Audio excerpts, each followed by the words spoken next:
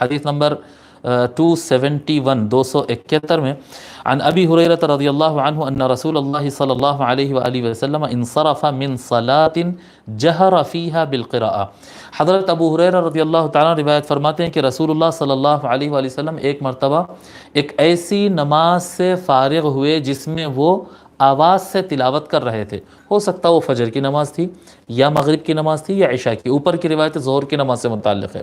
ٹھیک ہے کہ جہری نمازوں میں سے کوئی ایک نماز سے حضور صلی اللہ علیہ وسلم جب فارغ ہوئے اور پلٹے، فقال، آقا نے فرمایا، هل قرأ معی احد منکم آنفا، کیا میرے تلاوت کے ساتھ ساتھ کوئی اور شخص بھی ابھی پڑھ رہا تھا؟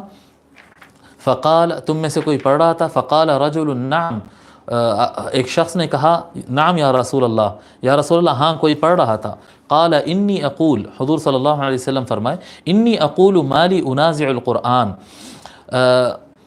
میں سوچ رہا تھا، میں بھی تو کہہ رہا تھا اپنے آپ میں کہ کیا بات ہے کہ قرآن میں یوں لگ رہا ہے کہ میں قرآن میں جھگڑ رہا ہوں یا مجھ سے قرآن کے مسئلے میں تلاوت میں جھگڑا کیا جا رہا ہے. یا انازع فی القرآن، انی اقول مالی انازع فی القرآن، کیا میں کہہ رہا ہوں کہ ایسا کیوں ہو رہا ہے میرے ساتھ کہ کوئی قرآن میں میرے سے جھگڑ رہا ہے. قال فانتهى الناس عن القراءة مع رسول اللہ صلی اللہ علیہ وآلہ وسلم فیما جہر فیہ. بس فرماتے ہیں ابو ہریرہ تو اس کے بعد سے لوگ حضور صلی اللہ علیہ وآلہ وسلم جب بھی آواز سے تلاوت کرتے اس وقت لوگ قرآن کی تلاوت کرنے سے رک گئے.